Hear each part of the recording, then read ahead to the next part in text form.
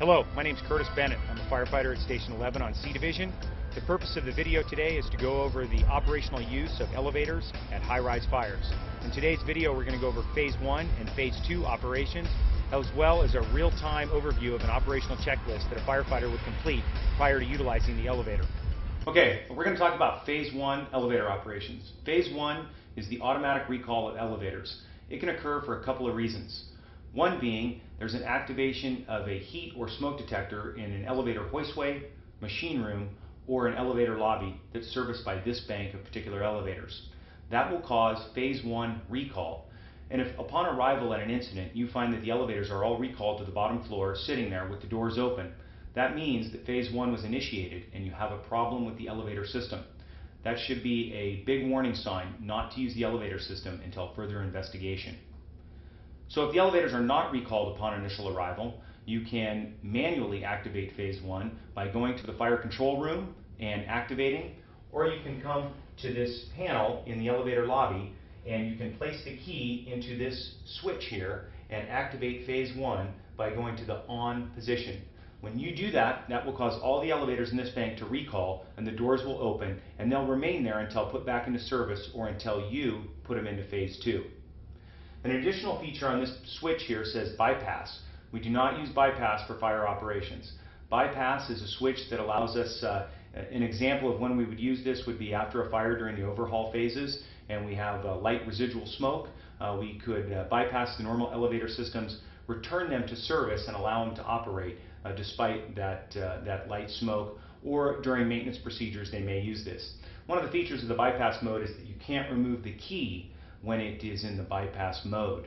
And so the next step is we're going to have the elevators recalled and we're going to remove the key and we're going to go into the elevator and do Phase 2 operations.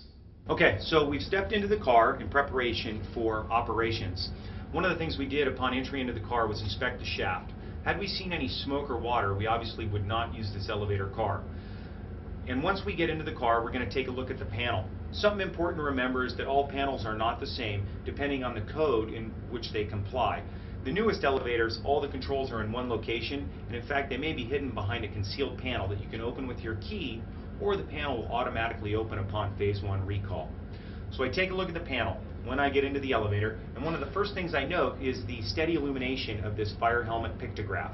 What this indicates is that we've put the elevators into Phase 1 recall, and this light will stay illuminated throughout our firefighter operations with the elevator and will not go out until we reset the elevator and put it back into automatic mode. A very important thing for you to understand is that this light, if it ever flashes, it indicates that a heat or smoke detector located in the elevator machine room or hoistway has been initiated. So if this flashes, you have a heat or smoke detector initiation in the elevator hoistway or machine room. Get out of the elevator. Now we'll take a look at the rest of the features on the panel here. You can see this switch right here, or this keyway, is where we would insert the key in to put the elevator into firefighter Phase 2 operations. And there's three positions: off, hold, and on. The on position puts it into Phase 2 operations, and it means the car will only respond to inputs from within the car itself. This is a tremendous safety feature to firefighters. The hold position, what that does is if you arrive at a floor and you want to go out and, let's say, search the floor, but you don't want any other firefighters to get in the car and take it away, you can put the key position in the hold position here, remove the key physically and take it with you. And the elevator will just stay put with the doors open waiting for you to come back. When you come back, you'll reinsert the key and put it back into the on position, and once again the elevator will be in Phase 2 and will respond only to your inputs. So if we look down the panel here, we can see the door open and door close buttons. Remember that when the elevator is in Phase 2 operations, you have to do constant pressure on the door button until it's fully closed or fully open. If you let go of the button before that occurs, the doors will reverse direction. And this is a tremendous safety feature because let's say we arrive at a floor, we open the doors, and there's a fire. All we have to do is remove our finger and the doors will reverse direction and close. And this is a tremendous benefit when we utilize the peekaboo feature that we'll talk about during the actual ascent into the building. Okay, so we're going to run through an operation with the elevator and show you how quick and efficient the elevator operations can be. We've arrived at the scene and we've recognized the elevators are not in phase 1 recall, so we're going to go ahead and do our pre-operational checklist. We head over to the elevator and I'm going to utilize my keys and place it in the on position and do manual phase 1 recall. So now I'm going to remove the key and I'm going to inspect the elevator shaft. If I see any smoke or water, we will not use this elevator. In this case I don't, so we'll continue on. Once inside the elevator, I look up on the panel and I see the solid illumination of the helmet pictograph, and I recognize that that means the elevator is in fire service operations and it will stay steady state at all times. If this is flashing, get out of the elevator. The next step is take the key. I'm going to put it into phase 2 operation, so turn the key to on. I will select a button on the panel. You see it lights up, and then I hit call cancel. The light goes out. The register is clear. Call cancel is good. Okay, I want to test the door open and close features. When I release my finger, you'll note that the door quickly reverses direction. It works. Now I'm going to continue to close the door. And next I'm going to test the door open feature. Okay, we're going to test the hold feature. You can see I put the key into hold, and now I try and make inputs on the panel, and they obviously won't register, so the hold feature is working. So now we've done our checks, and we've decided we're going to use this elevator. So what we're going to do is we're going to don our gear, we're going to have our mask on, but not clicked into air. Folks are going to get into the elevator, and we are going to ascend the building. One of the important things you want to do during ascent is stop every 5 floors. You want to re-inspect the hoistway and check the floor, check the layout, and gain some situational awareness, and continue to your destination.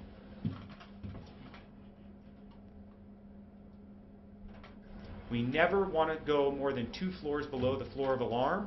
When we get there, we want to be sure that we do a peekaboo method, which means that we hit the door open button, and the door begins to open, let go of the button. The door reverses direction, closes. This gives us an opportunity to check the environment out on the floor before we totally commit. If all looks good, hit the door open button, let it open all the way. Whenever you're ascending in an elevator, it's critical to remember that you need to stop every 5 floors and get out, inspect the shaft, do a good examination of the floor, check the layout, and then get back in the elevator and continue in your ascent. Not only this does a couple things, it gives you a situational awareness about what's going on in the building. It also ensures that you're doing operational checks on the elevator, making sure everything's still working, and gives you an opportunity to re-examine the shaft. If you find anything amiss, of course you're going to get out of the elevator. Some important stuff to remember: if you're putting inputs into the car and it's ignoring your inputs, what you need to do immediately is hit call cancel. When you hit call cancel, what that does is clear the register, the car stops at the next available landing in the direction of travel, and you'll have to hit the door open button. Of course, doors will open, you can exit the car. And when you exit a car, we always want to remember where we are in relation to the stairwell when we're riding an elevator, so in the event we exit into a low visibility situation, we can make our way to the stairs and operate effectively.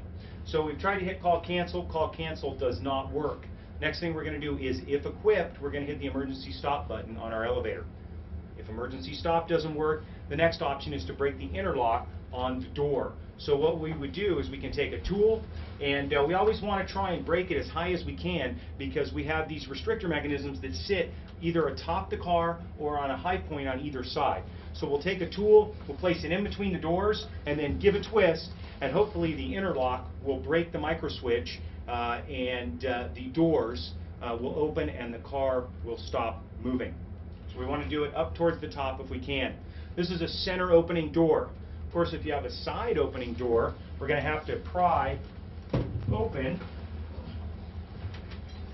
with a Halligan. So of course we're going to have a striking tool with us, and we would take the tool in a manner something like this, and knock the tool in and try and pry it open for a side opening door, working as high as we can in order to break it open and stop the car's travel. Okay, what you're looking at up there is a hook that is part of the door restrictor assembly.